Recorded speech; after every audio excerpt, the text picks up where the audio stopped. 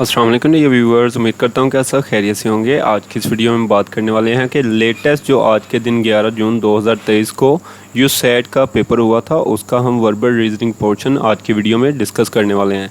तो verbal reasoning portion का सबसे पहले एमसीक्यू था स्विम वाटर। तो क्या करते हैं, स्विमिंग होती है वाटर में, तो आपने इसकी करेक्ट एनालॉजी जो थी वो फाइंड करनी थी। तो इसके लिए करेक्ट एनालॉजी में आपको 4 ऑप्शन दिए गए थे। 4 ऑप्शन में से करेक्ट एनालॉजी थी बीटा ऑप्शन में फ्लाई एयर। जिस तरह हम तैरते हैं पानी में, उस तरह हम हवा में उड़ते हैं। ठीक है। एमसीक्यू नंबर 2 था ओपन शट। इसकी भी करेक्ट एनालॉजी आपने फाइंड करनी थी। ओपन और शट दोनों एक दूसरे के सिनोनेम है। ठीक है। तो आपने नीचे वो ऑप्शन करेक्ट मार्क करना था जिनमें 2 सिनोनेम ही यूज़ हुए हों। तो इसके लिए करेक्ट ऑप्शन था हमारे पास चार्ली, सिंपल ईजी। सिंपल और ईजी भी सिनोनेम है, जिस तरह के ओपन और शट सिनोनेम थे। एमसीक्यू नंबर 3 आया था स्लीप अवेक। स्लीप और अवेक एक दूसरे के क्या हैं, एंटोनेम है। ठीक है। तो आपने आंसर में भी एंटोनेम फाइंड करना था। तो आंसर इसके लिए था राइज फॉल। ये भी एक दूसरे के एंटोनेम है। एमसीक्यू नंबर 4 था हेड हेयर। हेड पे क्या होते हैं, हेयर। ठीक है। तो इसके लिए करेक्ट एनालॉजी बन रही थी हमारे पास फिंगर्स नेल्स। फिंगर्स पे क्या होते हैं, नेल्स। हेड पे होते हैं हेयर। ठीक है। एमसीक्यू नंबर 5 था हाउस रूफ। सो एक घर होता है तो उस पर चलने या उसकी जो होती है उसकी बेस, उसको हम कहते हैं रूफ। ठीक है। तो इसी तरह एक कंट्री है तो उसकी जो भी बेस लाइन है या जिस पे उसकी रिकॉग्नाइजेशन होती है, चलते हैं, उसको हम कहते हैं लैंड। ठीक है। उसके बाद बात करते हैं, इससे पहले 5 सिनोनेम डिस्कस किए, ये आज के पेपर में आ चुके हैं। ठीक है। अभी बात कर रहे हैं सिनोनेम्स की। तो सिनोनेम ऑफ ऑडियंस। ऑडियंस का मतलब होता है जो ऑडियंस होती है, व्यूअर्स होते हैं, उनको हम कहते हैं। तो इसके लिए करेक्ट सिनोनेम था व्यूअर्स। ठीक है। एमसीक्यू नंबर 7 था जो कि सिनोनेम बेस्ड था। आपने बताना था सिनोनेम ऑफ डेवलप। डेवलप के लिए करेक्ट सिनोनेम था आपके पास ग्रोज। ठीक है।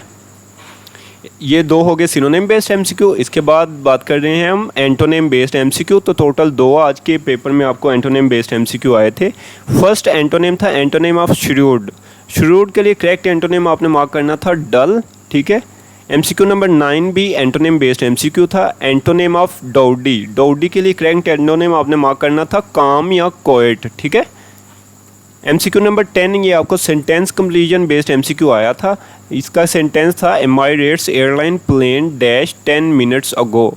सो ये 10 मिनट्स अगो इंडिकेशन थी पास्ट की। तो कहा गया एमाइरेट्स एयरलाइन का जो प्लेन था 10 मिनट पहले ही उतरा। उतरे के लिए आपने पास्ट की फॉर्म यूज़ करनी थी लैंडेड। एमसीक्यू में करेक्ट ऑप्शन बनना था आपके लिए landed. Emirates airline plane landed 10 minutes ago. ठीक है। एमसीक्यू नंबर 11 आया था आज के पेपर में someone must deal the situation dash the spot. तो इसके लिए करेक्ट ऑप्शन आपने मार्क करना था करेक्ट प्रेपोजिशन ऑन। मतलब किसी को मौके पर ही, मतलब at the spot, at the scene, इस मसले को हल करना चाहिए था। ठीक है। तो ये ऑन प्रेपोजिशन इसलिए आनी थी क्योंकि एट द स्पॉट अगर कोई आपने सॉल्व करना हो मसला तो इसके लिए हम यूज़ करते हैं सॉल्व ऑन और डील ऑन। ठीक है। ऑन वाली प्रेपोजिशन करेक्ट होगी, on the spot, on the spot. ठीक है। 12 था though the doors were closed but we could still hear the dash of laughter.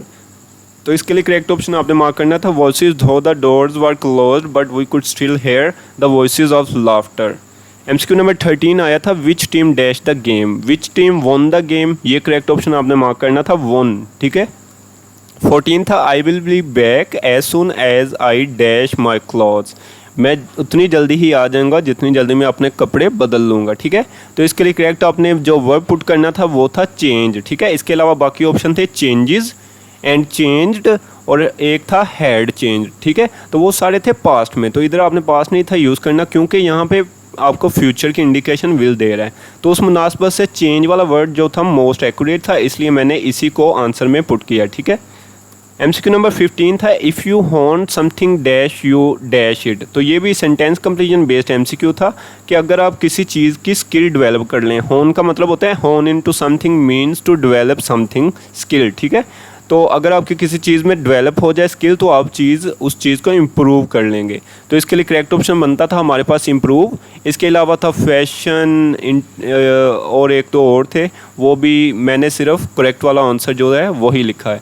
तो ये वर्बल रीजनिंग के 15 एमसीक्यू अभी तक हमें रिसीव हुए थे। इसके अलावा रिमेनिंग 5 वर्बल रीजनिंग के एमसीक्यू जैसे ही मिलेंगे आपके साथ फुल पेपर शेयर कर दिया जाएगा। लेकिन अभी जो हमारे पास क्वांटिटेटिव रीजनिंग और दूसरे सब्जेक्ट नॉलेज बेस्ड के एमसीक्यू रिसीव हुए हैं वो अभी इंशाल्लाह हम अपलोड कर देंगे। और अगर आपके पास कोई भी एमसीक्यू अवेलेबल हो इन एमसीक्यू के अलावा तो आप हमारी इस वीडियो की डिस्क्रिप्शन में मौजूद व्हाट्सएप ग्रुप को ज्वाइन करके हमें वो एमसीक्यू शेयर करके अपने दूसरे साथियों के भी हेल्प कर सकते हैं। उम्मीद करता हूँ आपको वीडियो पसंद आई होगी। तो अगर वीडियो पसंद आई हो तो लाइक और सब्सक्राइब ज़रूर करें। तो मिलते हैं अगली वीडियो में। अपना बहुत सारा ख्याल रखिएगा। अल्लाह हाफिज़।